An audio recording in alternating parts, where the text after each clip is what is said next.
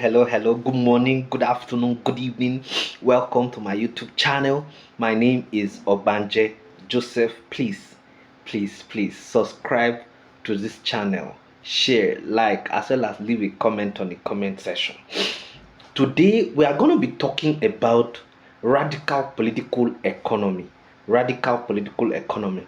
Now, the radical political economy is articulated as a school of economic, as a school of economics through, though in the late 1960s and 1970s in the United States of America, and Western Europe. Okay, now the term is interpreted as a theoretical and practical rejection of capitalism. This economic doctrine is focused on Marxist-based analysis and the critique of contemporary capitalism. It encompasses a wide range of ideological orientations: anarchism, reformism, environmentalism, feminism, ethnicity, social democracy, and communist movement. The common denominator of the supporters of radical political economy, regardless of their ideological orientations, are as follows.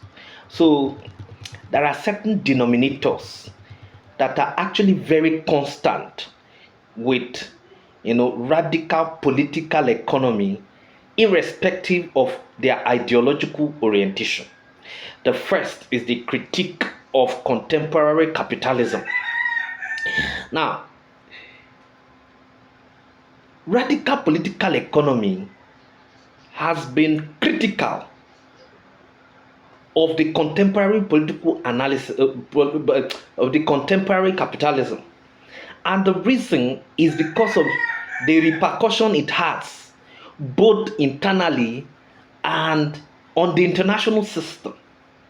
Now, the dynamics of capitalism and its socioeconomic structures creates classes of workers and capitalists. The workers are mercilessly exploited, expropriated, and manipulated, and also alienated in such a way that they are treated like pieces of commodities because they can be hired and fired at the whims and caprices of the employers who are the capitalists. The state is not also helping issues because the state is actually put together by the capitalist, and that is why the Marxists or Marx actually referred to the state as the executive arm of the bourgeois class, where their interests, or through which their interests are actually entrenched or protected. So the state is not helping matters, okay, because it is the act of the capitalist, and the state protects the interests of the capitalist against the interest of the proletariat.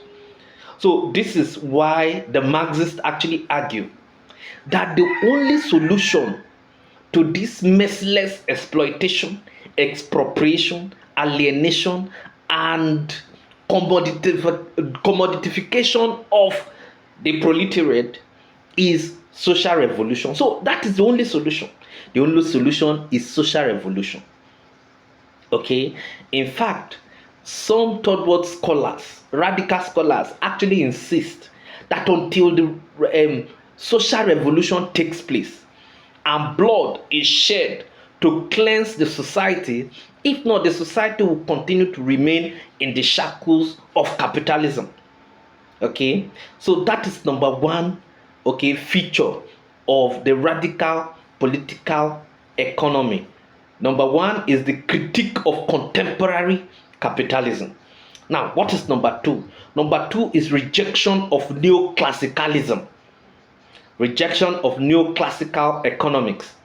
Now, the supporters of radical political economy strongly criticize neoclassical economics as the theoretical justification, of capitalism.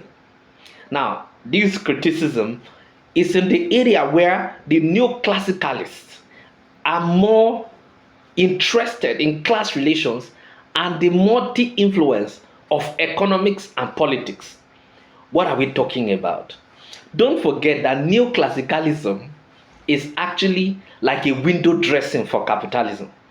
When everybody started projecting the evil of capitalism, a few scholars came up to actually redefine capitalism and then baptized it and gave it a nickname and then brought in a little adjustment to say this is neoclassical economy.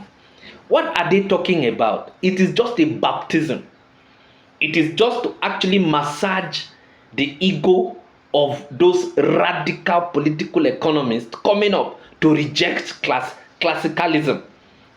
In fact, neo-classical economists are actually those who are still backing, who are still, they are those who want to do everything, to argue in favor of classical political economy. But it's not going down well with the radical political economy because, of course, they are rejecting the neoclassical political economy in its entirety. Okay, so those are the things. Now, then number 3 is the search for socialist alternative to capitalism. So number 3 feature of radical political economy is a search for socialist alternative to capitalism. Now, what is socialism? Socialism is actually the process in which the state is in charge of the economy. Now, the commanding height of the economy is actually in the hands of the state. Now, what this is actually talking about is the fact that the contemporary socioeconomic problem of the exploited cannot be resolved under capitalism. As such, there is need for radical restructuring of the existing social order, which will have to take place after the social revolution, withering away of the state and the eventual dictatorship of the proletariat, as well as the entrenchment of socialist ideology. Don't forget that capitalism everywhere passes through certain stages. The first stage of capitalism is recovery stage. The second stage of capitalism is boom stage. The third phase of capitalism is crisis stage. And the fourth phase of capitalism is contradiction stage. It is under this contradiction that social revolution will take place.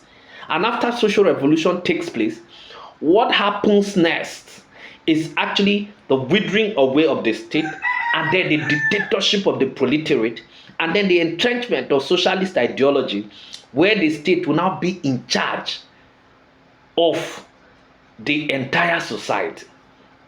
Okay, don't forget that it was Marx that was actually talking about the fact that capitalism is actually the worst stage of human existence, because this is actually a stage where human beings are actually reduced to a piece of commodity that can be hired and fired.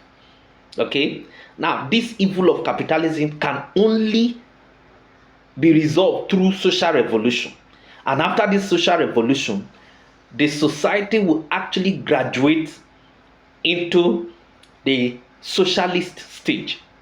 Okay, now there will be a committee for managing the common affairs of the people.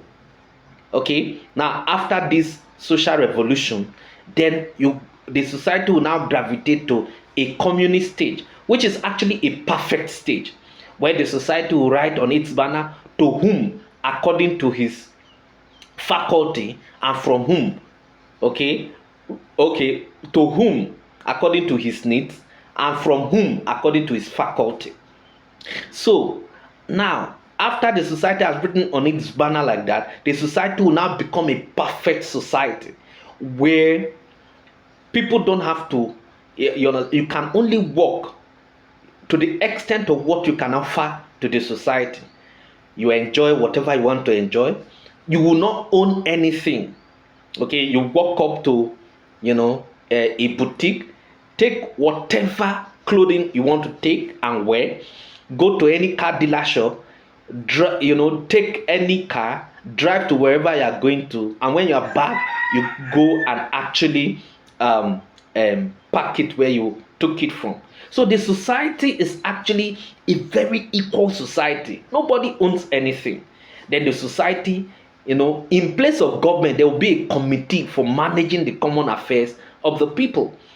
Although that will be left for the Marxist political economy. What we are treating today is the radical political economy. So from the perspective of the radical political economy, the current crisis is seen not as a result of excessive occurrence outside or within the system, but as a natural outcome of capitalist institutions that encourage destructive behavior. And what is this destructive behavior? Merciless exploitation of the proletariat, which is the working class. Thank you very much.